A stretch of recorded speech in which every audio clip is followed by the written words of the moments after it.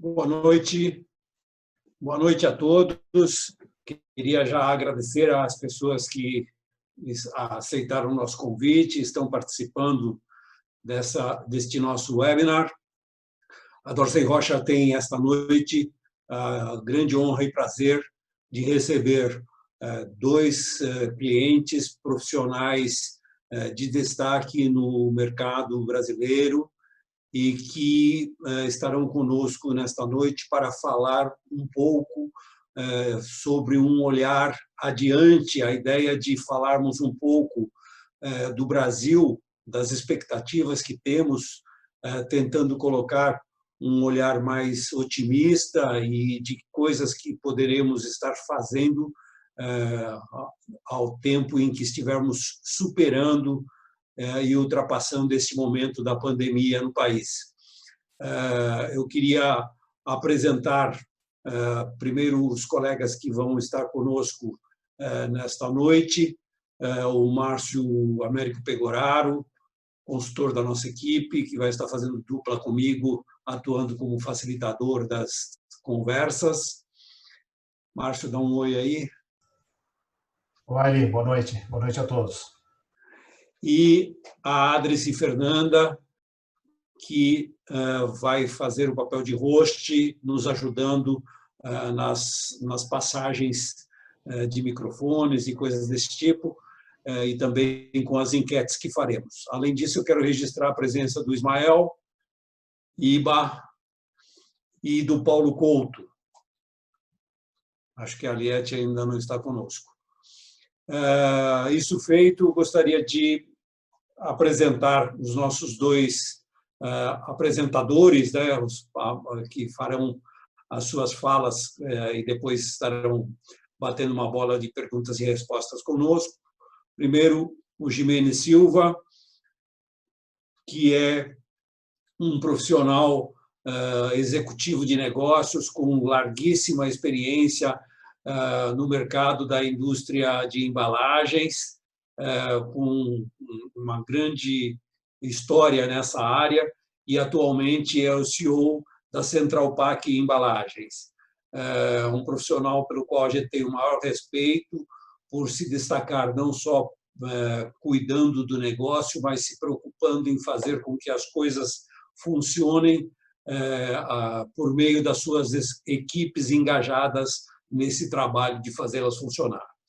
E, de outro lado, queria apresentar o Guilherme Cavalieri, também um profissional muito conhecido no mercado, um amigo de longa data, e que atualmente tem o destaque por ser o presidente da ABRH São Paulo e também por atuar como superintendente de recursos humanos no Hospital AC Camargo, que é um hospital de ponta na área da oncologia, com uma inserção muito forte, não só como um hospital de referência, mas de desenvolvimento de tecnologias e equipes nessa área da oncologia.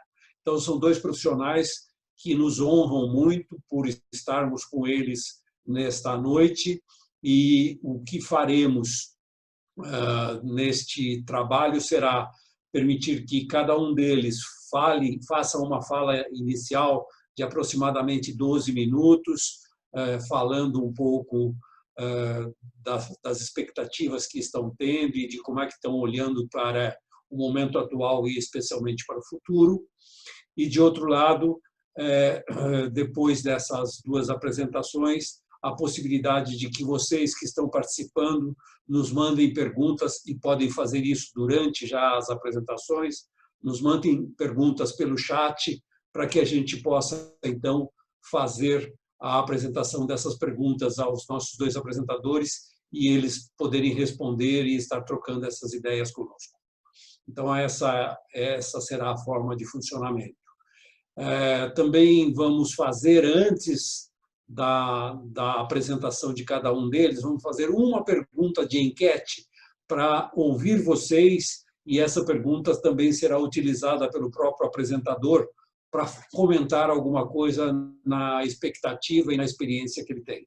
Tá certo? Então, é isso que nós vamos fazer. Eu não quero me delongar nesse primeiro momento e quero já pedir primeiro à Adrice que apresente a pergunta da enquete e o nosso primeiro apresentador será o Guilherme Cavalieri. Ok, então temos aí um resultado dessa primeira pesquisa. 67% acreditam que as pessoas manterão uma atitude de responsabilidade social, uma atitude mais positiva, de fazer doações, de compartilhar bens e conhecimentos, contra 13% que disseram que não, e 20% que falam assim, não sei como é que isso será, e é justo que a gente tenha muitas dúvidas. Então, com isso, eu passo a bola para o Guilherme, para as suas primeiras palavras aí, apresentando suas ideias. Por favor, Guilherme. Boa noite, obrigado, Eli. Prazer muito grande estar com vocês essa noite aqui. Uma responsabilidade grande, né? Porque quando a gente faz dessa maneira, né, com a tela, com tanta gente bacana aqui acompanhando e olhando para a gente, a responsabilidade fica dobrada, triplicada, né? Olhando aqui, Perazzo, Vicky, e mais os colegas da nossa Rocha, né? Então, muito bom estar com vocês aqui. Obrigado por essa oportunidade, viu?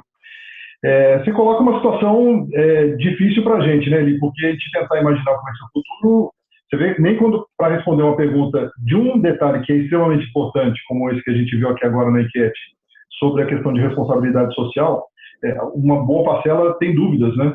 Não sabe exatamente o que vai acontecer. Por outro lado, né, e aí tentando já quase que dar uma mensagem otimista, a maioria acredita que sim, né, que as pessoas e empresas manterão ou, no mínimo, ampliarão, manterão a sua linha de responsabilidade social, a sua linha de compartilhar conhecimento, que é ótimo, né? Eu acho que essa é uma mensagem positiva de uma amostra pequena, mas representativa aqui, de que há um legado importante que a gente terá a partir dessa pandemia.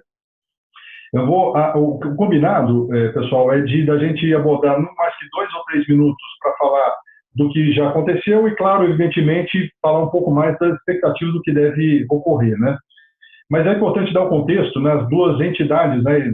Falando aqui não só em nome do AC Camargo, mas também da BRH, das duas entidades, o que nós fizemos em cada uma delas, muitas coisas em comuns, que provavelmente vocês, nas suas empresas ou associações, instituições também tiveram oportunidade. A primeira delas foi de tentar entender o que estava acontecendo, né? Ouvindo as notícias que vinham da Europa, tentar entender. A partir daí, a criação de um comitê de crise, praticamente 99% das empresas, ou a totalidade das empresas, dedicaram tempo para montar os seus comitês de crise, que vem se reunindo desde então. Lá no AC Camargo, a gente tem, desde que esse comitê de crise começou a se reunir, nós soltamos boletins diários. E essa é uma outra característica importante também do que vem sendo feito, que é a intensificação de comunicação. E aí é fácil avaliar, porque os boletins são numerados. Nós acho que estamos hoje no boletim número 104 ou 105, né? Então já passamos de 100 dias de atuação desse comitê de crise. Como eu falei, se reúne todos os dias, de segunda a segunda, inclusive, agora não estamos na reunião do domingo, mas reunimos também aos domingos, para ir avaliar e tomar as medidas necessárias. Esse comitê teve uma importância muito grande, porque, como eu disse, essa questão da comunicação e a transparência da comunicação é algo muito relevante. Lá no caso do AC Camargo, a gente divulga diariamente qual é a situação de pacientes, né, do ponto de vista pacientes que chegam positivos com Covid e também de colaboradores. Tivemos um número, eu diria, em linha com o que aconteceu na comunidade como um todo, né? A grande boa notícia é que a gente já tem hoje, para vocês terem uma ideia, quase 500 colaboradores recuperados, né, que já tiveram Covid, se afastaram e já estão de volta. Não tivemos, felizmente, nenhum caso mais sério, né, ao longo desse período. Tivemos 1 ou 2 casos de UTI, mas nenhum deles, acho que um só com respirador durante pouco tempo, e já está em casa, e na verdade já está trabalhando, né? Então, é uma situação difícil, né, mas que a gente vem atravessando de uma boa maneira. E essa foi, sem dúvida, a grande preocupação que a gente teve desde o início, né? Proteger as pessoas, quer sejam elas pacientes, quer sejam elas colaboradores, funcionários da instituição. E essa foi, de fato, a preocupação que a gente teve, não só criando todo o fluxo que a gente chamou de o fluxo protegido, né, todo o atendimento protegido no caso dos pacientes, e no caso dos funcionários, capacitar a medicina do trabalho para poder atender todos que, porventura, tivessem sintomas e saíam ser testados. A gente testou hoje um grande número, esses são 400 que tiveram e já voltaram, mas muitas pessoas passaram por lá, que tinham algum tipo de sintoma, acabaram não sendo positivos, né? Então, essa foi uma preocupação muito grande desde o início de manter a integridade física das pessoas e ter certeza de que a gente estava adotando as melhores práticas e adaptando ao longo do período, né? E aí, só para fechar e falar rapidamente, começar a falar daqui a um minutinho do que nós fizemos no futuro, tivemos uma preocupação também em preparar toda a infraestrutura, no caso do hospital, a BRH não, porque as pessoas foram trabalhar remotamente, como aconteceu também por volta de 300 funcionários da Secamar. No total de 4.500 funcionários, mais 600 do corpo clínico, né, médicos, desses pessoas da nossa área administrativa, por volta de 300 e poucas pessoas estão trabalhando, ou trabalharam, algumas já retornaram remotamente. Mas como o hospital 24/7 precisa funcionar regularmente, logo no início da pandemia, né, os restaurantes fecharam, estacionamentos fecharam, e a gente teve uma situação ali de tentar botar uma infraestrutura necessária para as pessoas poderem continuar trabalhando, médicos, enfermeiros, né? E essa foi talvez um desafio importante logo no início da pandemia, né? Como a gente poder organizar a refeição, porque a gente tem um restaurante que é utilizado também pelos funcionários, mas em grande parte para os pacientes, né?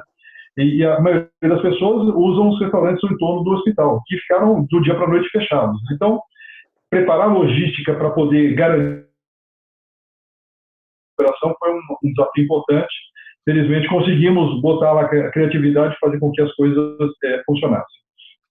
Eu acho que a gente teve, quando a gente olha para a questão de pacientes, 3 momentos, né? O primeiro momento foi, como havia muita insegurança do que estava acontecendo, o primeiro momento foi cancelar. Então, o que era possível cancelar, nós cancelamos, né? Falamos com os médicos e, como recomendação de segurar, postergar cirurgias, etc. No segundo momento, foi entender e preparar a instituição, e aí, como eu comentei, né, de criar todos os procedimentos protegidos para garantir a retomada. E esse momento que a gente está vivendo agora é exatamente no sentido de uma campanha para que os pacientes voltem ao tratamento, né? Cada dia que um paciente diagnosticado com câncer retarda o seu tratamento, pode comprometer. Então, essa é a grande preocupação que a gente tem agora. Já que estamos protegidos, entendemos como as coisas funcionam, nos organizamos, a gente está chamando os pacientes para voltarem a seguirem seus tratamentos. Então, assim, um pouco, na BRH não foi diferente, boa parte toda a equipe trabalha no remoto. O grande desafio lá é a crise econômica, né? Então, tivemos alguns associados que não renovaram, alguns patrocinadores que não renovaram, porque foram impactados também pela crise econômica, né? Então, o desafio lá é de voltar a ter o equilíbrio financeiro para que a gente siga na gestão aí da associação, que já tem mais de 50 anos, né? A gente tem um legado aí importante que a gente assumiu e é uma obrigação de entregar a associação também o melhor do que a gente recebeu. Bom, em linhas gerais, olhando para trás é isso, eu queria gastar então agora mais um tempinho para falar um pouco do que a gente vê para o futuro. O que a gente está imaginando, né, que provavelmente essa questão de trabalho remoto, em parte, deve continuar de fato, né? A gente imagina, não sabemos exatamente o percentual, mas nós estamos nos preparando, inclusive do ponto de vista físico, né, de ocupação do escritório, para ter parte dos nossos colaboradores da área administrativa trabalhando remotamente. Então, para isso, a gente está criando atualmente uma política, não tínhamos política de trabalho remoto, não estávamos preparados do ponto de vista da tecnologia, foi uma mudança muito rápida, e conseguimos nos preparar para poder efetivamente estar trabalhando remotamente, como eu comentei. Então, muito provavelmente a gente deve ter uma parte de pessoas trabalhando de forma remota. Haverá, sem dúvida nenhuma, continuará havendo, como sempre teve, né, nas organizações de modo geral, uma preocupação com a produtividade, né, quer seja para quem trabalha em linha de frente, para quem seja quem trabalha na área administrativa, muito foco em entregas. A gente acredita que essa vai ser uma preocupação, muito mais do que a gente ter uma descrição rígida de trabalho, muito mais no comprometimento das entregas. Uma maior demanda por conta disso em projetos, né? E aí isso pode ser, a gente comentava numa conversa anterior aí com ele, pode ser que gradativamente a relação contratual, né, passe a ser menos CLT com o tempo e mais uma relação contratual com entregas de projetos. Isso pode mudar, de fato, aí a relação de trabalho que a gente tenha nas organizações de modo geral. A questão do home office traz uma característica diferente do ponto de vista de liderança, né? Aquela questão aí da liderança física presencial ali no dia a dia, um pouco do famoso comando e controle, as pessoas trabalhando remotamente exige uma competência diferente da liderança. Essa é uma preocupação que a gente tem que ter, de continuar capacitando os líderes para atuar dessa forma. Não é fácil para quem teve a vida inteira, né, um tipo de gestão, um tipo de liderança baseado no dia a dia, na presença física das pessoas. Quando a gente vai para questões mais práticas, que eu acho que são importantes também, e olhar para os benefícios que as empresas oferecem, muito provavelmente a gente verá alguns benefícios sendo revistos, né? Vale transporte, vale alimentação, vale refeição, serão necessariamente revistos, porque para as pessoas que vão começar a trabalhar mais remotamente, ou alguns dias de maneira remota, precisam ter uma adequação nesse sentido. Uma coisa que a gente dedicou um tempo grande, já desde o início da pandemia, e que eu tenho certeza que deve continuar, é o apoio emocional para as pessoas, né? Desde o início houve uma preocupação muito grande de como ajudar as pessoas que já vinham num processo de burnout grande, né, de estresse, de depressão, já antes da pandemia, se acelerou com a pandemia, as pessoas que estão na linha de frente tiveram uma pressão muito grande, um medo muito grande, em função do desconhecimento, né, gerado em torno do Covid-19, e a gente tem certeza de que ter estruturas que deem suporte aos colaboradores, aos funcionários, é muito relevante. Então, essa acho que é um legado importante que as organizações já vinham sendo pressionadas e a gente deve seguir daqui para frente. Eu acho que, e para terminar, passar para o Gimenez e a gente, para o bate-bola, detalhar um pouco mais os outros temas, eu acho que tem um legado importante também que a gente está vivendo, que eu tenho a impressão que deva continuar, ter visto isso muito presente na BRH. Quando você tem uma crise presente, isso une demais as pessoas, né? Então, se a gente tinha, às vezes, dificuldade nas reuniões, e o Elias participou um pouco lá na gestão anterior, né, das pessoas conseguirem se organizar para participarem das reuniões, se engajarem em alguns projetos, de repente, quando a crise bate, todo mundo presente, claro que de maneira remota, mas absolutamente engajado, buscando soluções e buscando alternativas para manter o seu negócio funcionando, nesse caso, a associação funcionando. Então, eu acho que esse espírito de colaboração e de trabalho, de integração, que a gente tem experimentado agora, deve continuar. Eu tenho uma visão otimista nesse sentido também. Mais ou menos por aí, Eli, porque tem mais um minutinho, ou eu passo a bola para o Gimenez e depois detalhe um pouco mais? Tem mais um minuto sim, Guilherme, pode falar. Então vamos lá. Só para terminar aqui, eu acho que tem um aspecto importante também que eu queria compartilhar com vocês. O que a gente está vendo aqui, todas as empresas também andaram usando, né, esse artifício aí de webinar, de comunicação, de trabalho, de comunicação remota com seus funcionários. Não fomos diferentes tanto na BRH quanto na Secamar. O que é muito interessante, porque a partir daí, o que está acontecendo é que as empresas, a área de RH, as empresas de modo geral, invadiram a casa das pessoas. Então, estamos aqui, eu estou vivendo, não estou no escritório, estou em casa, né? Então, a relação passa a ser de um outro nível, de um outro degrau, porque a gente acaba quase que presencialmente estamos dentro da casa das pessoas, convivendo no lado das pessoas. Então, essa interação com a família foi algo que muitas empresas experimentaram e que ajudou muito nesse processo, e eu tenho a impressão que provavelmente um comportamento que deva permanecer. Lives, presidentes de empresa conversando diretamente com funcionários em casa e chamando as famílias para participar. Muitas vezes, Dia das Mães, isso aconteceu, né?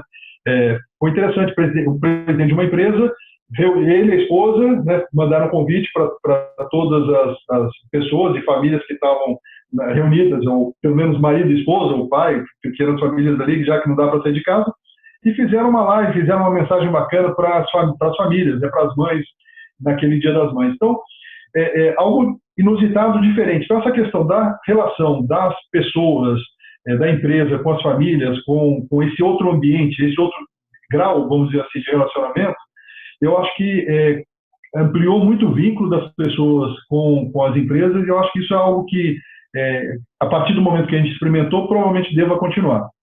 Eu acho que é um outro legado interessante que, muito provavelmente, nos próximos anos, mesmo que a gente volte, tendo essa disponibilidade de tecnologia, a gente deva continuar experimentando aí no futuro.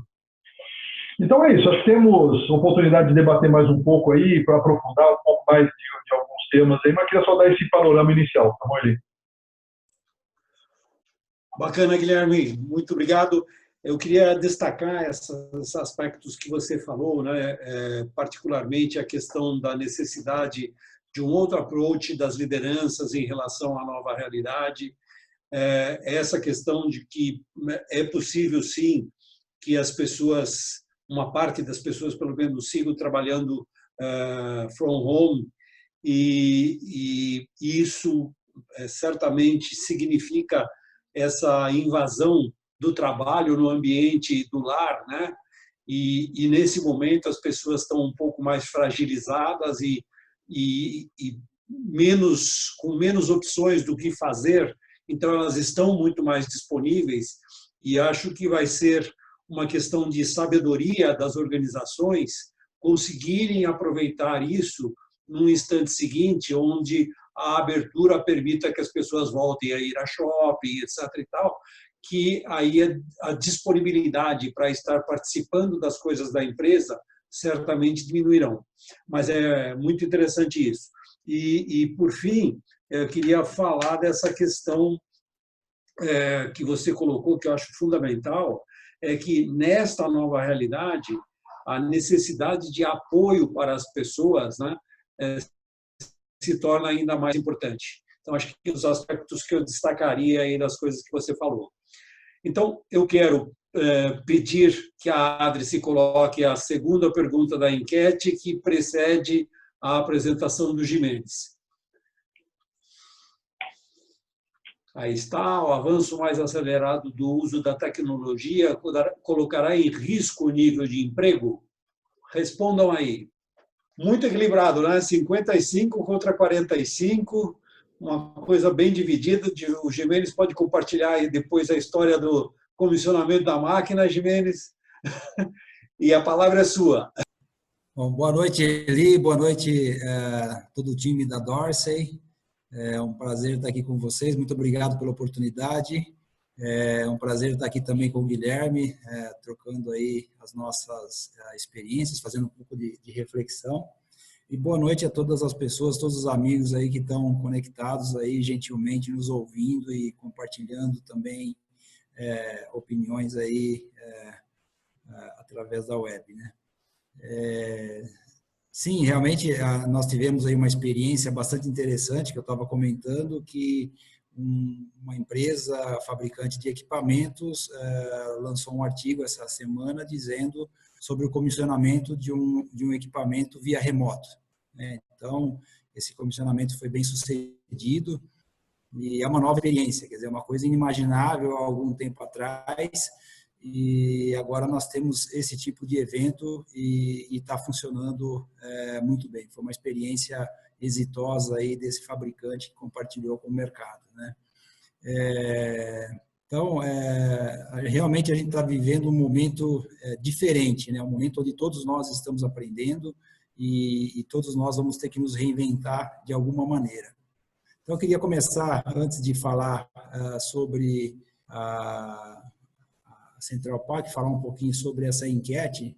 E a enquete ela ficou bastante equilibrada, porque também existe muita dúvida em relação a como a digitalização vai afetar a vida das pessoas, né? Na minha opinião, eu acho que o que vai haver é um movimento de aprendizado em novas funções, quer dizer, vai ter que haver um reaprendizado das pessoas, uma capacitação das pessoas para que elas possam lidar com novas tecnologias. Então, há pouco tempo atrás, a gente não imaginava a existência de piloto de drone, e hoje tem piloto de drone, assim como existem outras funções, outras profissões que estão sendo lançadas, a cibersegurança, por exemplo. Então, vai haver uma migração de profissões, algumas efetivamente vão desaparecer e outras vão surgir. O desafio vai ser capacitar as pessoas para que elas possam se adaptar a essa nova realidade que está por vir e pelo advento aí da Covid vai se acelerar. Então, as pessoas vão ter que se preparar mais rapidamente. Então, tomara que efetivamente aconteça isso que eu imagino que vai acontecer, que é uma migração e não um aumento do desemprego, né? Espero que isso que aconteça. Então, falando rapidamente sobre a Central Pack, a Central Pack é uma empresa do ramo de embalagens, capital 100% nacional, que faz parte do grupo Prati Dona Dulce, que é o grupo farmacêutico, e tem a Central Pack como uma operação dentre as suas companhias. É uma empresa que atua em 4 dimensões de mercado: mercado farmacêutico, mercado alimentício, mercado de higiene e limpeza e o mercado de entretenimento. Então, a gente oferece soluções e embalagens para esses mercados. Temos, dentro do nosso portfólio de produtos, a cartonagem, a transformação plástica, que envolve o sopro e injeção, a impressão em folhas de alumínio e etiquetas autoadesivas. Então, a gente tem um portfólio amplo que pode trazer soluções para os nossos clientes, né? E como a gente atua no mercado de produtos essenciais, o nosso negócio hoje ele está na contramão de muitos outros segmentos que estão sendo afetados aí pela Covid. Nós crescemos no primeiro semestre, em relação ao ano passado, mais de 30%. Por quê? Porque o mercado farmacêutico está com alta demanda, o mercado alimentício, quando você vai para produtos essenciais, os alimentos essenciais também está com alta demanda, porque as pessoas estão mais em casa, estão se alimentando mais, e também o fato de estar em casa, as pessoas também comem mais, né? E isso acaba aumentando o consumo desses alimentos, né? Na parte de higiene e limpeza, não há dúvida nenhuma, a asepsia se tornou um item fundamental, seja dos ambientes, seja a asepsia física, corporal. Então, isso também aumentou a demanda. E aí, dentro dos segmentos que a gente atende, o que foi realmente negativamente afetado foi do entretenimento, que a gente sabe que parou por completo e também será um dos últimos a voltar. A gente atende muito embalagem para cinemas e os cinemas estão totalmente parados. Esse item, para nós, ele foi a zero. Só que os itens que tiveram sobredemanda, eles mais do que compensaram esses mercados que tiveram um efeito negativo no consumo. Agora, lógico, o momento é de avaliar o que é temporário e o que é definitivo. Obviamente, quando você olha para frente, hoje, as pessoas ainda conseguem consumir, o auxílio emergencial do governo também vai manter um pouco mais esse consumo, só que existe um risco mais à frente, se a economia não tiver uma retomada logo, nós também temos a preocupação de que essa boa performance ela fique comprometida. Só que, por enquanto, felizmente, a gente está surfando aí num momento positivo de consumo para as nossas embalagens, né? Então, isso realmente está nos ajudando bastante. Olhando para uma coisa importante, né? Obviamente, como o Guilherme comentou, obviamente, para a gente manter a nossa operação, a nossa preocupação maior, antes de funcionar, antes de atender a esses produtos essenciais, a essas demandas essenciais, a nossa preocupação foi com o nosso time, né? Com a segurança e a proteção das pessoas.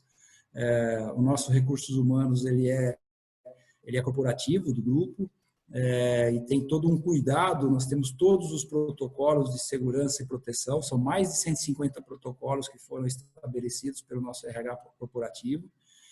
cuidando da asepsia, cuidando da proteção das pessoas com EPIs, o distanciamento físico, a asepsia dos ambientes, o afastamento das pessoas que fazem parte do grupo de risco, o escalonamento em restaurantes, o escalonamento do pessoal administrativo em turnos, uma parcela do nosso pessoal administrativo trabalhando em home office, quer dizer, não receber visitas externas, nem fornecedores, nem clientes, todo um cuidado, uma cautela para garantir que as pessoas não tivessem nenhum tipo de exposição ao risco. Então, essa é a preocupação número 1 do grupo e a preocupação número 1 da nossa operação de embalagens, que é pela qual eu sou o responsável. Então, felizmente, conseguimos manter a estabilidade da operação e a proteção das pessoas. Temos casos de contaminação nos funcionários do grupo, mas também está dentro de um percentual normal, vamos dizer assim, em linha com o que está acontecendo na sociedade em geral, e felizmente nenhum caso mais grave, nenhum caso de UTI. No caso da Central Park, nós tivemos apenas um caso até agora, e a pessoa se recuperou 100% e já voltou ao trabalho. Então, o nível de recuperação das pessoas está muito bem. E todo o nosso RH está acompanhando e dando o suporte adequado para que essas pessoas tenham todo o apoio necessário e também as outras pessoas que têm algum tipo de contato com pessoas contaminadas, né? Então, essa preocupação realmente ela existe e está sendo bem cuidada. Felizmente, estamos conseguindo administrar a situação. Espero que continue dessa maneira, nessa mesma condição. Então, isso é um pouquinho do que vivemos até agora. Olhando para frente, o que a gente imagina que vai mudar, né? Tudo está relacionado à tecnologia. Então, por exemplo, o papel da embalagem, a embalagem ela vai ter um novo papel na sua comunicação com o fornecedor. Na venda tradicional, no ponto de venda, a embalagem é o primeiro contato do consumidor com o produto. É ela que comunica ao consumidor a qualidade do produto que está sendo armazenado ali. Então, ela ajuda no processo da venda, ela está no processo inicial da venda. Quando você vai para o e-commerce, por exemplo, que é um novo canal, é um canal que ele vinha se desenvolvendo no decorrer dos anos, mas agora, com o evento da Covid, ele se intensificou e provavelmente vai se tornar não um canal alternativo, mas o principal canal de consumo. A embalagem ela passa a ter um novo papel, ela não está mais no início do processo da venda, ela está no final, ela está no fechamento. Então, a responsabilidade dela continua sendo igual ou até maior, porque ela tem que fazer um fechamento adequado. O consumidor espera receber um produto em segurança, em qualquer lugar, o mais rápido possível. Então, a embalagem tem que comunicar adequadamente o que está sendo conduzido naquele pacote, né? Então, a comunicação da embalagem vai ser no fechamento do processo de venda. Então, no primeiro momento, a embalagem ajuda a vender e, no segundo momento, a embalagem ajuda a fidelizar, né? Então, a forma de comunicar, o formato da embalagem, a comunicação, as cores, tem que ser desenhada para poder atender esses dois tipos de demanda, né? Então, essa é uma primeira mudança que deverá acontecer, que é como a embalagem se comunicará e em que parte do processo que ela estará no contato com o cliente, né? Um outro aspecto é que, com o advento da tecnologia no e-commerce, o varejo ele já vem na vanguarda em termos de digitalização, né? E com a Covid isso se acelerou. Muito se fala de empresas que transformaram anos em meses e meses em semanas, por conta da demanda de atender ao cliente que quer comprar de casa e ser atendido de casa, né? E aí esse cliente ele quer comprar, ele quer ser atendido rápido e no local que ele estiver em segurança. E o varejo, ele está preparado para isso, porque ele conseguiu, na linha do tempo, desenvolver toda essa estrutura. Não só a infraestrutura de sistema, software e hardware, mas também toda a capacitação e cultura da companhia. A cadeia tem que se preparar à altura. Então, tem que haver uma integração da cadeia que dá suporte ao varejo, que é a indústria de bens de consumo e as indústrias que dão suporte a essa indústria, para atender também com lead time menor de uma maneira muito mais dinâmica. Já era uma demanda que existia, essa integração da cadeia para um atendimento de lead time menor, e agora se torna mandatório. Então, a tecnologia para a integração da cadeia na gestão da demanda, na gestão dos estoques, também é mandatório. Então, esse também é um desafio que nós da indústria vamos ter que vencer para poder atender adequadamente o varejo. O consumidor que está ali na ponta, ele gostaria de apertar um botão e o produto fosse entregue na mesma velocidade que ele teria indo numa loja física. Ainda não chegou nesse estágio, mas esse é o desejo dele, e quem conseguir fazer isso é que vai conseguir realmente fidelizar o cliente.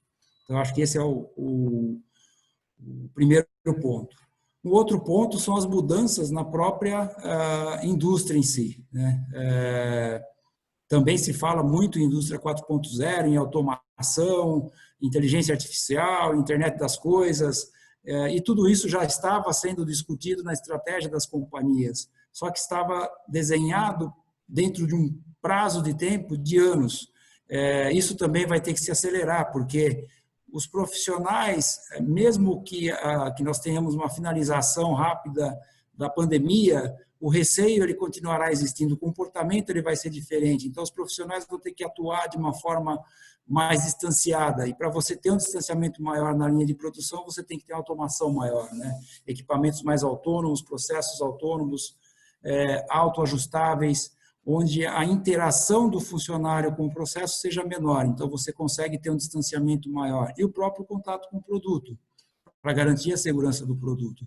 Então, o investimento em automação industrial, ele vai ter que acontecer.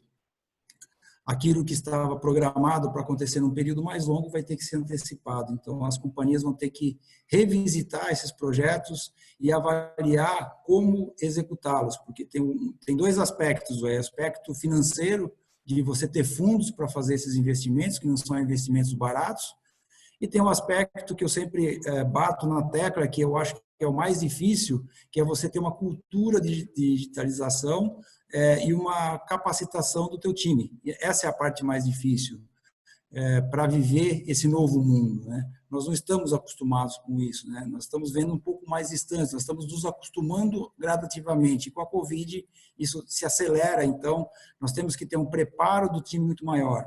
Então, esse é um outro ponto que tem que ser revisto, esse é um outro desafio para nós da indústria. Como fazer isso, como viabilizar tudo isso, mas que é necessário e que é mandatório, com certeza. Então, tem que ter toda uma preparação para desenvolvimento das equipes, para que elas estejam aptas a atuar. A gente sabe disso, a gente vê a escassez de profissionais de TI, por exemplo. Antes da Covid, isso já existia. Você não conseguia encontrar os profissionais que você precisava. Agora, mais ainda, isso vai se intensificar. Então, acho que esses são os aspectos que vão nos desafiar, né? Um outro ponto também são as relações de negócio. A gente tinha muitas atividades e muitas formas de se relacionar com o mercado, seja com fornecedores, com clientes, com a sociedade, com o público em geral, de uma forma presencial. E tudo isso está mudando, né? Então, as demandas por viagens vão ser diferentes, né? Os contatos e as soluções dos problemas, as reuniões vão acontecer de forma remota, da maneira como nós estamos conversando aqui. Isso tudo vai mudar também. Então, adaptar-se a isso, estar estruturado para esse novo tipo de relação, vai ser algo que vai acontecer. No nosso caso, como nós somos indústria e estamos também numa região mais interiorana, o home office talvez não permaneça, talvez haja uma normalização quando esse momento terminar, as pessoas voltem a atuar presencialmente, talvez um caso ou outro, mas, de resto, eu acho que tudo volta ao normal, até por conta da característica, e indústria realmente é muito mais difícil isso, e não faz sentido, quer dizer, a parcela muito menor do administrativo não faz sentido estar nessa linha. Né? Então, eu acho que são esses os principais pontos aí que eu vejo à frente de mudanças. Né? E, obviamente, como o Guilherme falou, a questão do cuidado com as pessoas, cuidado com o psicológico, a maneira de lidar, também tudo isso é muito importante. Nós vamos ter que ter o RH muito próximo, monitorando, ajudando, suportando, dando apoio para as pessoas nesse sentido. Né? Então, acho que é isso que esses são os eventos que vão acontecer. Então, acho que é um pouco disso. Deixa eu comentar. Depois, eu sei que você vai fazer um resumo do Gimenez, antes de abrir para as perguntas, eu queria só fazer um rápido complemento, por favor. Tá bom. O que eu queria falar, destacando do que o Gimenez falou, que eu achei super interessante, confesso que eu não tinha pensado nisso, é essa questão do papel da embalagem no negócio. Né? A embalagem, no ponto de venda, ela abre a possibilidade da compra pelo cliente e da venda pelo empresário, né? E nesse processo do e-commerce ela está muito mais ao final, e é muito interessante até falar de um exemplo de uma coisa que a minha filha comprou para o bebê que ela está esperando, e a embalagem veio com uma mensagem muito bacana da pessoa lojista, mas como ela era uma embalagem muito mais para venda em loja, ela estava muito amassada pelo manuseio inadequado de quem fez a entrega. E isso fez com que ficasse com um sentimento de perda em relação à mensagem recebida, né? Então, é interessante a gente perceber esse tipo de coisa, achei isso muito bacana.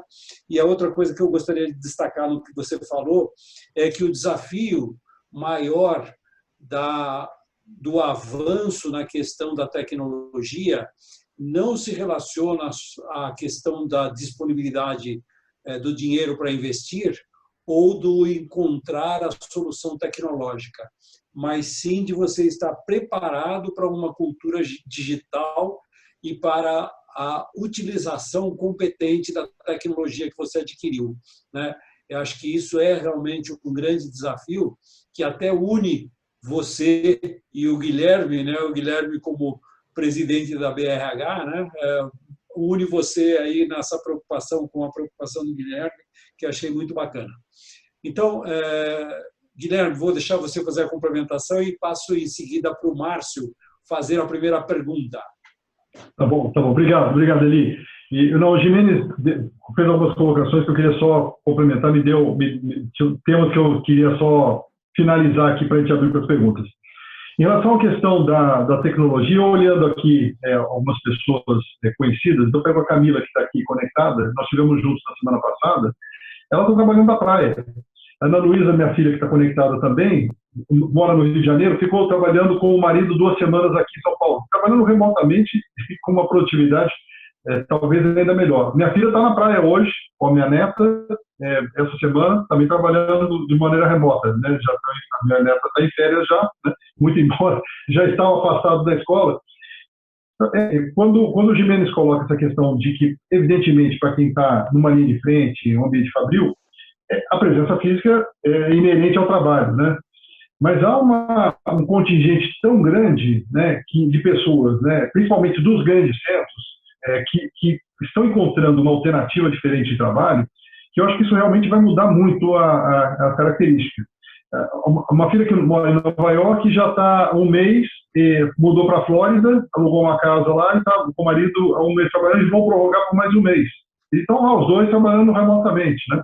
Eu vejo a Vicky Block aqui e fico pensando, será que a gente vai voltar a fazer reuniões de conselho presencial? Não sabemos, né? É difícil de dizer. Então, são tantas situações que, olhando aqui as pessoas, operadas, as reuniões da DCE, vão fazer presencialmente ou vão continuar remotamente, né? Então, essa questão da mobilidade urbana, eu acho que é uma coisa que vai trazer impactos muito grandes. E do ponto de vista de negócio, Gimenez, eu penso que a valorização, provavelmente, de imóveis no interior vai ser maior e, talvez, em contrapartida, desvalorização, principalmente nos imóveis comerciais, nos grandes centros, né? Os escritórios vão ficar menores, sem dúvida nenhuma, né? No nosso caso lá, já comentei, no AC Camargo, no nosso prédio administrativo, nós vamos devolver 3 andares, né? Exatamente porque a gente está buscando uma forma diferente de organizar o trabalho. E o último tema que eu acho que é relevante, William, só para finalizar, essa questão da liderança. A gente vinha falando muito do tema de liderança situacional, né? Que é importante, né? Que ela dá um contexto diferente. Dependendo da situação, os líderes aparecem, outros líderes aparecem. A gente viu agora lá na pandemia, o exemplo lá do AC Camargo, foi exatamente isso. Uma área que assumiu uma liderança extraordinária foi a área da medicina do trabalho, por um lado, olhando para dentro da RH. Era uma área que quase que estava ali para cumprir, claro, promoção de saúde, algumas empresas preocupadas com isso, mas muito para cumprir a questão dos exames ocupacionais, um pouco de medicina, para cumprir legislação, né? Nesse momento, tomou uma importância extraordinária, porque eram todos os colaboradores passavam por lá, testavam, quando voltam, tem que passar por lá. Então, tem um papel totalmente diferente do que tinha no passado. E da mesma maneira que exerce no nosso comitê de crise o infectologista.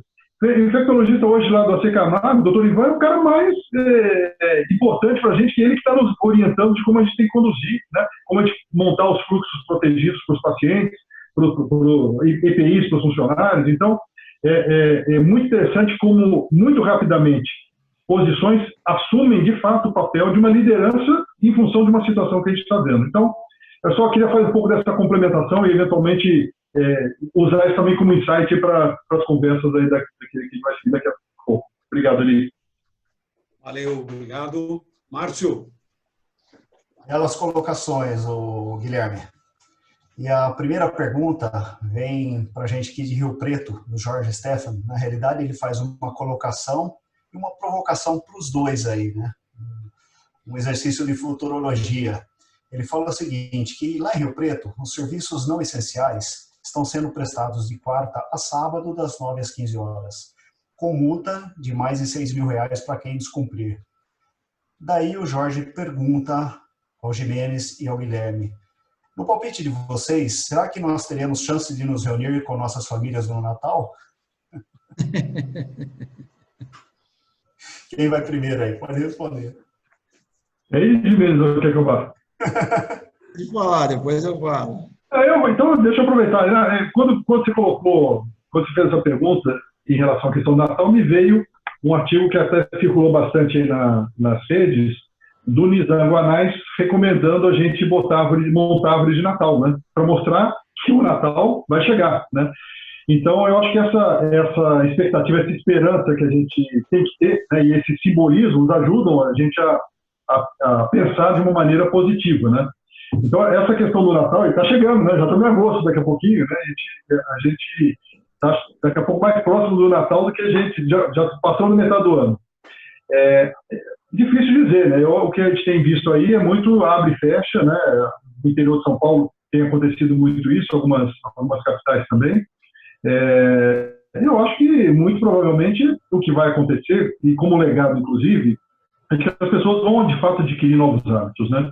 Eu acho que esses hábitos de higiene que precisam ainda ser bastante reforçados e enfatizados para que a população, de fato, assuma essa preocupação, né, com o cuidado, com a higiene pessoal, vai virar uma nova maneira da gente viver, né? Então, talvez a gente lembrar assim, puxa, lembra quando a gente ficava todo mundo junto aqui, né, confinado, e hoje em dia as pessoas já têm, até que tenha a vacina, que esteja tudo absolutamente regularizado, e provavelmente isso deve demorar pelo menos mais meados do próximo ano, tudo indica, a gente vai ter que ter um Natal diferente esse ano, mas ele vai chegar, a gente tem que montar a árvore de Natal daqui a pouquinho.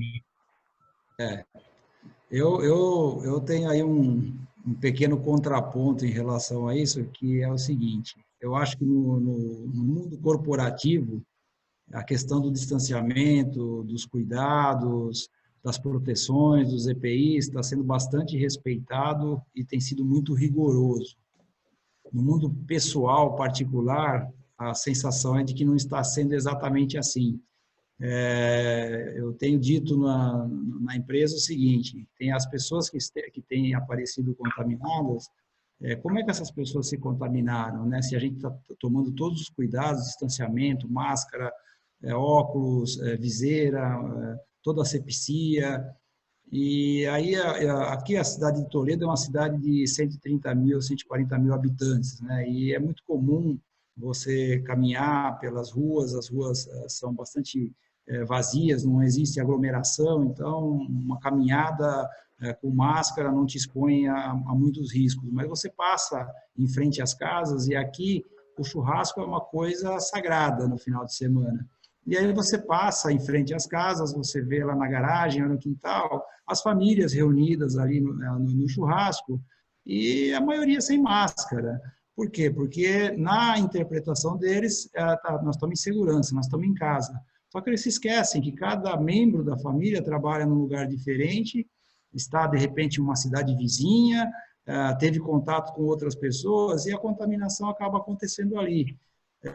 Então, eu acho que, assim, que o Natal provavelmente vai acontecer. Espero que até lá essa pandemia tenha se resolvido, mas acho que vai acontecer porque, infelizmente, ainda na vida pessoal, as pessoas não estão, talvez, com essa consciência da proteção e do cuidado. Por isso que as contaminações continuam acontecendo nessa velocidade que estão acontecendo.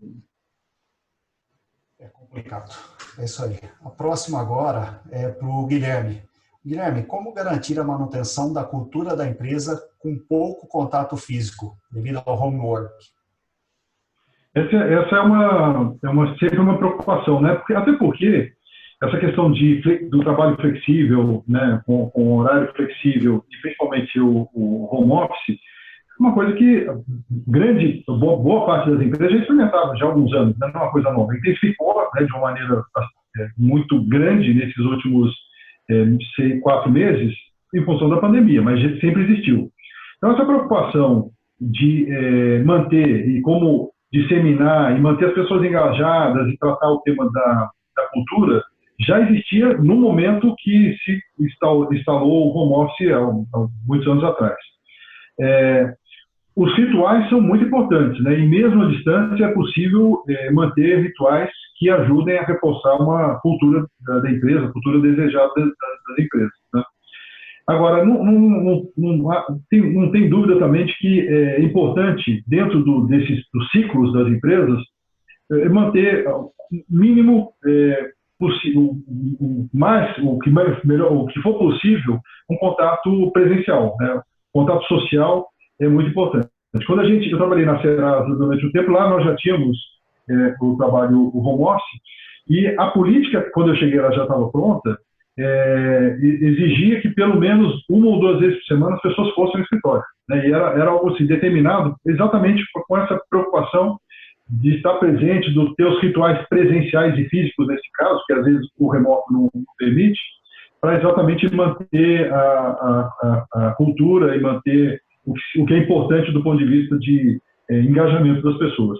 Mas a gente teve em relação a essa questão de home office, teve uma conversa muito interessante lá, uma vez conversando com o CFO, ele disse o seguinte: eu tenho uma preocupação dessa questão de trabalho remoto, né, ou de home office, principalmente para quem às vezes está numa classe social mais baixa, porque, de certa forma, ela evita, né, ela afasta as pessoas de um convívio que possa ser estimulante do ponto de vista intelectual, do ponto de vista da inclusão social, né? E é verdade, né? Você pega, às vezes, uma pessoa, início de trabalho, e que consegue se conectar na sua casa, na periferia, e não tem oportunidade de conviver, tomar um café, ter papos diferentes, etc., e fica o tempo todo sufocado, é uma preocupação do ponto de vista da exclusão e de uma certa segregação, né? Eu acho que essa é uma outra variável importante quando a gente fala em questão de home office também. Legal. O Gimenez agora. O Gimenez, você acredita que as empresas darão um suporte para a capacitação dos colaboradores para as novas exigências técnicas? Hoje os colaboradores, em sua maioria, têm a condição adequada para serem preparados para esses novos desafios? Então, eu acho que realmente esse é o grande desafio das empresas. Eu A minha opinião é de que não há como fugir disso, das companhias estimularem e darem suporte e darem, inclusive, apoio de recursos para que as pessoas sejam preparadas, né, para atender a essa nova demanda. E aí cabe, obviamente, a avaliação do time para poder entender os potenciais, né? Vai ser mandatório que os líderes tenham a habilidade de ter as pessoas certas nos lugares certos, que eu acho que também esse é um item que tem que ser muito olhado. As pessoas certas nos lugares certos, o potencial e o investimento na capacitação, porque não tem outro caminho. É como a gente comentou e ele reforçou, a parte de tecnologia, a infraestrutura, o software, o hardware, o software, o dinheiro compra rapidamente. O peopleware, a gente tem que fazer um desenvolvimento. Então, a companhia não vai ter como fugir disso, né? As empresas não vão ter como fugir disso.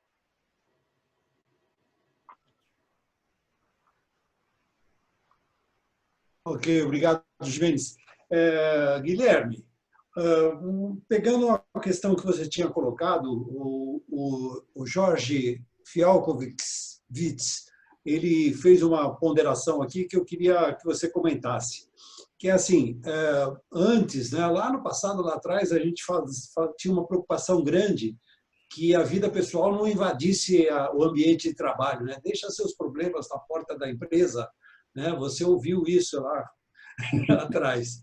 E agora, de repente, a gente tem o trabalho invadindo completamente o lar, né? E aí você fez esse comentário até do ponto de vista positivo, mas ele coloca-se, né, a questão de se não há um risco de essa invasão afetar psicologicamente o trabalhador, eventualmente até a própria família, né?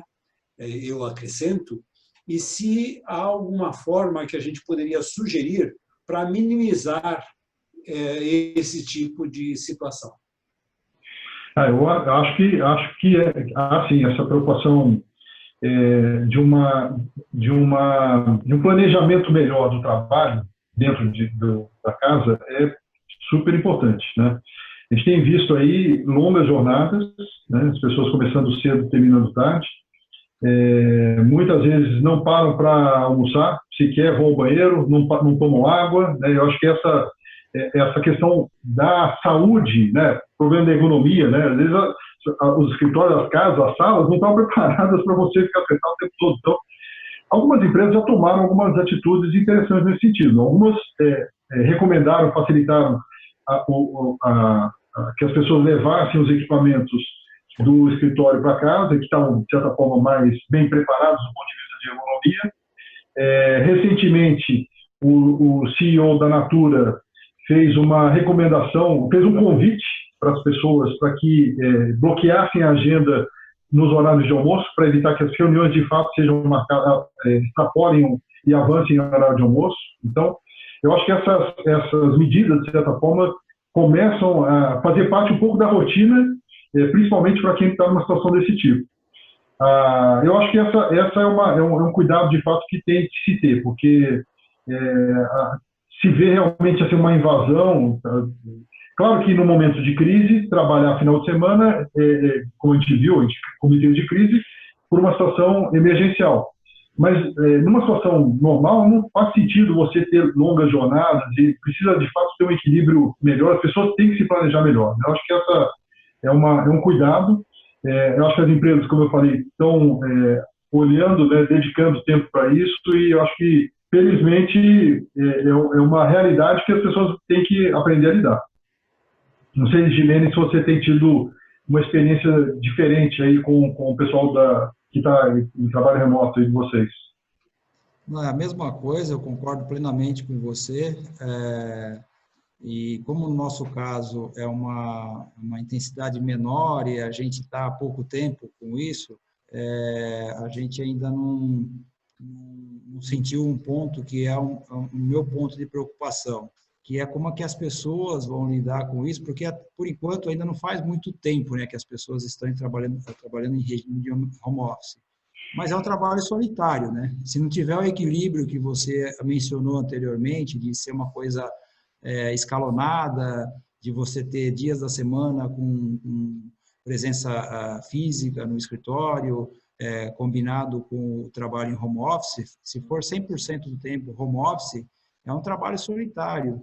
E a gente sabe o quanto a tecnologia, a internet, a web, as redes sociais têm afetado psicologicamente as pessoas, trazendo uma intensificação na depressão, né?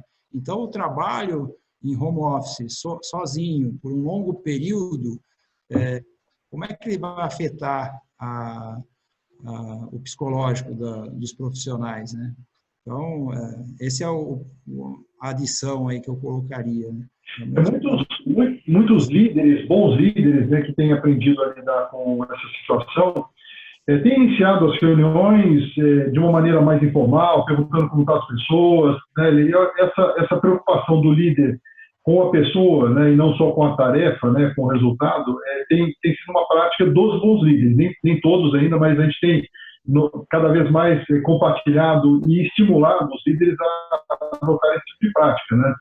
Conversa, faz o aquecimento, vê como é que estão as coisas, pergunta à família, como é que você está sentindo, antes de entrar propriamente dito no trabalho, na reunião, né? Eu acho que são práticas que ajudam a quebrar e manter uma certa proximidade das pessoas com a empresa, né, com seus líderes. Eu concordo, ajuda, eu acho que você está certo. O ponto é que é mais ou menos como até no ramo que você atua, uma visita no hospital, né? Você está naquele momento, é uma felicidade, uma alegria enorme. Na hora que todo mundo vai embora, você fica sozinho no quarto novamente, aí a depressão volta, né?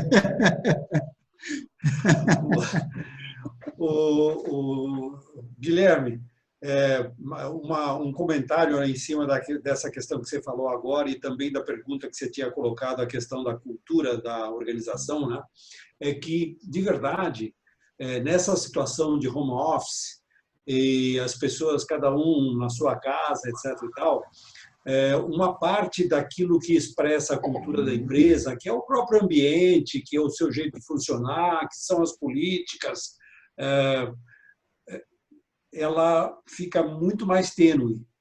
E aí a cultura da empresa se mantém muito em função do comportamento das lideranças, nas suas relações com cada um dos seus colaboradores e com a equipe, né?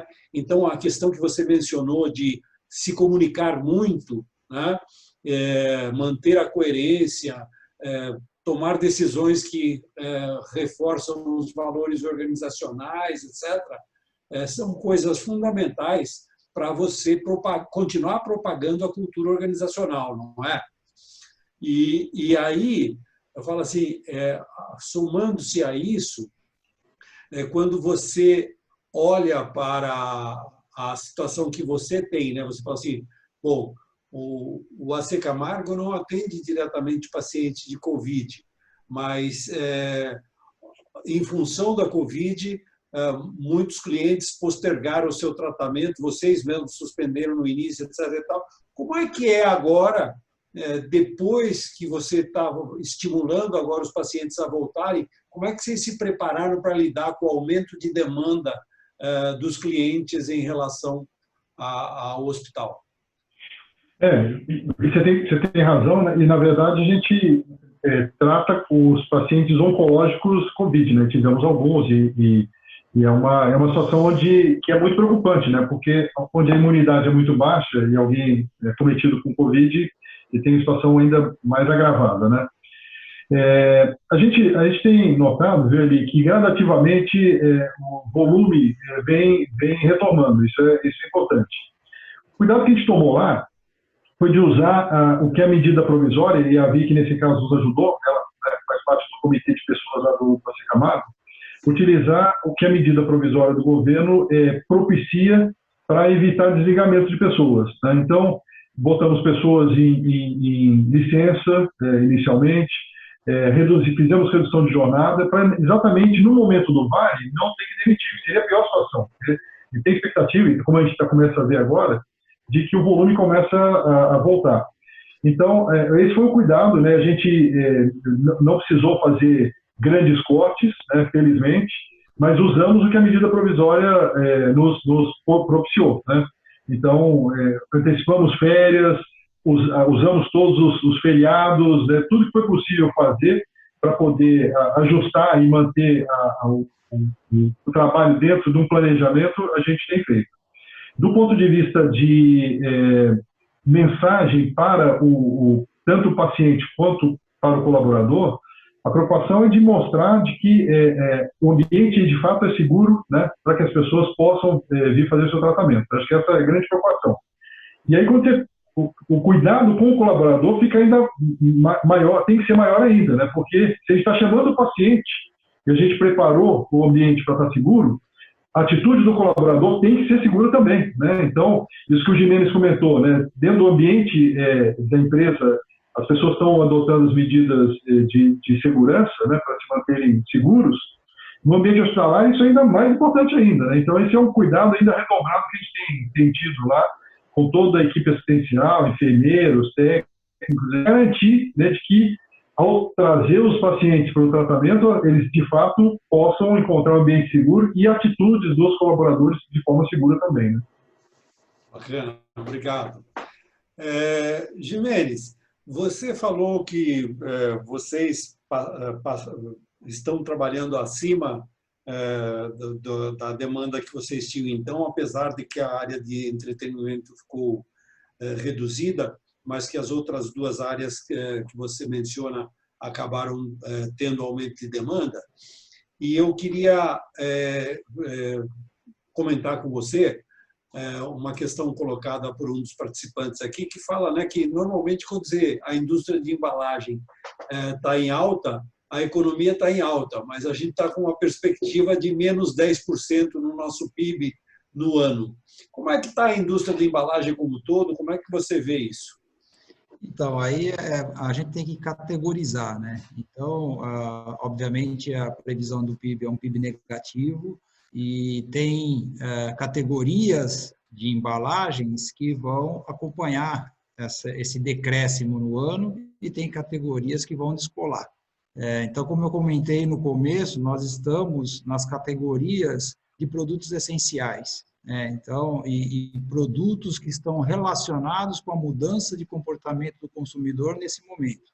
Então, se você vê, por exemplo, o mercado cosmético ele tem duas vias aí. A via dos produtos relacionados à asepsia, o sabonete, o álcool em gel, o shampoo, esses estão com consumo em alta, porque as pessoas, inclusive, estão tomando mais banho do que tomavam antigamente. O brasileiro já toma bastante banho, ele toma mais ainda agora. Então, ele consome mais. Agora, você vai para os produtos estéticos, esses já estão com um índice de queda. A indústria de cosméticos, ela projetava, antes da pandemia, um crescimento de 10%. Agora está projetando um crescimento de apenas 1%, mas ainda um crescimento. Por quê? Porque tem essa via dos produtos que são relacionados à asepsia. Alimentos, a mesma coisa. Você vai para os essenciais, consumo super em alta, todo mundo em casa, as pessoas não vão ao restaurante, não estão comendo, preparando os seus alimentos em casa. E agora, se você vai para o não essencial, o iogurte está com uma performance ruim. Então, aí também é a mesma coisa. E por aí vai, né? Higiene e limpeza em alta e o entretenimento, como eu comentei. Então, aí tem que categorizar. Existem alguns segmentos do mercado que estão indo muito bem, alguns que estão indo muito mal e alguns que estão traço. Ô Eli, só um comentário sobre isso. Acho que o Perazzo fez uma pergunta que eu acho que é importante. A gente foi ontem, dados aí do CAGED, 1,4 milhão de brasileiros perdendo emprego, né? Então, a economia, graças ao PIB negativo, infelizmente, vai ladeira abaixo, né? Quando a gente vai para a área da saúde, evidentemente que essa é uma preocupação muito séria, né? A área da saúde, ela caminha de uma maneira bastante colada com a economia, porque, principalmente em relação à questão de emprego, né? Porque quando as pessoas começam a perder emprego, perdem o plano de saúde. E grande parte dos atendimentos hoje se dão através da medicina suplementar, que são os planos de saúde. Então, nós temos uma preocupação muito grande, né? Como é que vai se buscar esse equilíbrio quando as pessoas perdem emprego e perdem a capacidade de se tratar o SUS não está preparado, né, para receber uma grande quantidade de pessoas, né, que eventualmente perderão emprego. Então, esse equilíbrio é uma coisa realmente preocupante. A gente tem que olhar da melhor forma possível aí como é que a gente vai seguir, né? Acho que esse balanço aí da gente tentar, de uma maneira ou outra, e o governo, de certa forma, tem que, de fato, ajudar nesse momento, não ter outra alternativa, né? Na contramão de toda a linha liberal que se tinha no governo, né? Não tem jeito, não adianta, a economia não vai por si só dar conta de uma situação desse tipo, tem que ter uma intervenção estatal, como está acontecendo, no sentido de ajudar as pessoas a atravessar esse momento, né? Não vejo outra alternativa e provavelmente isso vai perdurar mais um tempo, até que a gente consiga ter uma situação melhor do ponto de vista econômico, né? Guilherme, eu queria já emendar com uma nova pergunta aí para você. Na sua exposição, você falou assim que a tendência é menos CLT e contratação por projetos, né? Você acha que acontecendo isso, o perfil do profissional muda do que já é hoje, do que é CLT sendo contratado por projeto? Márcio, eu acho que ele muda mais em função das demandas da própria tecnologia. O Gimenez lembrou bem, né, quando a gente pega aí uma necessidade de pessoas mais educadas tecnologicamente e que estejam preparadas para lidar aí com toda a parte de inovação, do que em função da questão da contratação. Eu acho que a contratação muda, de fato, a relação de trabalho, né? Eu acho que a maneira que as pessoas se relacionam com o trabalho, ela muda a partir do momento que a gente tem um vínculo diferente, deixa de ser CLT e passa a trabalhar com projetos em várias empresas. Isso já na época, quando começou a questão da transformação digital, principalmente nos Estados Unidos, já vinha acontecendo isso, né? A tal da gig economy, é exatamente essa questão das pessoas terem várias atividades, trabalhar com projetos e não ter um vínculo longo, duradouro, como a gente vê hoje ainda presente aqui na nossa cultura. Então, acho que sim, acho que é uma tendência que já existia em função da transformação digital, né? E eu acho que ela deve perdurar sim. Acho que gradativamente felizmente, o avanço da legislação trabalhista tem propiciado esse tipo de situação também, né? Vejo o colega Orlando Lopes aqui, que é um colega que milita muito na área das relações trabalhistas, tem nos ajudado aí com essas discussões, temos grupos de RH, para a gente buscar as alternativas que a própria legislação trabalhista nos propicia, né? Legal. A gente está partindo já para a parte final aqui do nosso webinar e eu queria pedir para todos que estão aqui nos assistindo que coloquem ali no chat para a gente o que foi legal, o que a gente precisa melhorar aqui no nosso webinar para a gente utilizar nos próximos. Mas antes de terminar, eu quero mais uma pergunta para o Gimenez, né? E assim, o momento é de muitas preocupações e incertezas, com o nível de estresse das pessoas um nível mais alto, né? O que as empresas e o governo podem fazer para criar canais de apoio, motivação e otimismo para ajudar a resgatar a confiança das pessoas, Gimenez? Eu acho que aí, no caso das empresas, como já foi comentado aqui anteriormente, o papel do líder ele é fundamental, o papel de recursos humanos também nesse sentido é fundamental, a criação de uma célula de suporte e apoio, o monitoramento dos profissionais. Existem, inclusive, softwares que ajudam nesse monitoramento para poder saber como é que as pessoas estão psicologicamente. Eu acho que tem que haver uma campanha de uma comunicação mais positiva, né? Eu acho que o governo deveria se comunicar com a população de uma forma mais positiva, porque a gente está quase que num estado de guerra, né? Então, a população ela precisa de mensagens de otimismo, de engajamento, de positivismo, e isso, infelizmente, não tem acontecido, né? Eu até adicionaria a esses dois pontos do governo e das empresas a própria mídia, né? Precisaria haver uma despolitização, se é que essa palavra existe, da mídia nas suas mensagens. Quer dizer, é um terror, uma mensagem de terror a todo momento, que você já liga o noticiário deprimido, porque as notícias são sempre as piores, as mais dramáticas, os cases mais terríveis, ao invés de mostrar também. Eu não estou dizendo para não mostrar, não estou dizendo para não evidenciar as dificuldades, mas para mostrar também o lado positivo, as pessoas que se recuperaram, os bons trabalhos, as boas atividades, todas as ações sociais de pessoas, empresas, grupos, associações que estão atuando no apoio às famílias, às pessoas, à sociedade em geral. Eu acho que precisa um pouco mais de uma comunicação positiva e ter esses comitês de apoio, o próprio governo ter centros de apoio à população que ajude as pessoas que precisem, que necessitem de algum apoio psicológico. Acho que é basicamente isso, mas acho que a mensagem positiva, o equilíbrio, né, que também mostra o copo meio cheio, é mandatório. A gente não está vendo isso. Guilherme, você quer falar alguma coisa em cima disso? Eu queria assim, encerrar lembrando o resultado da enquete, né? Aquela lá onde a gente apontou que, né, os participantes apontaram de que mais de 60% das pessoas acreditam que nós vamos ter vamos continuar sendo solidários pós-pandemia, né? Então, eu acho que essa talvez seja uma mensagem importante de otimismo, né? Que eu acho que a gente tem que, de fato, manter esse espírito de colaboração, né?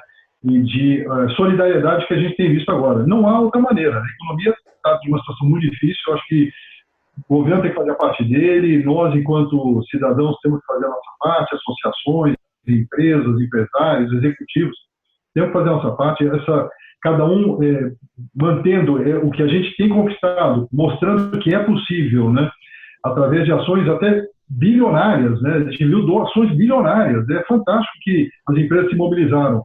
Então, para que a gente volte, de fato, a ter uma economia vigorosa, esse espírito de solidariedade tem que permanecer. Que bom que 60% dos que estão aqui presentes acreditam que isso vai perdurar. Eu sou um deles também, sou um otimista, acredito que a gente vai continuar mantendo esse espírito de solidariedade. Então, obrigado pela oportunidade de compartilhar e vocês reuniram pessoas tão fantásticas aqui em torno da gente, viu? Eli, Márcio, colega da nossa, Iba, foi muito gostoso estar junto aí, ter pessoas tão queridas aqui participando e tendo a paciência de nos ouvir. Muito obrigado.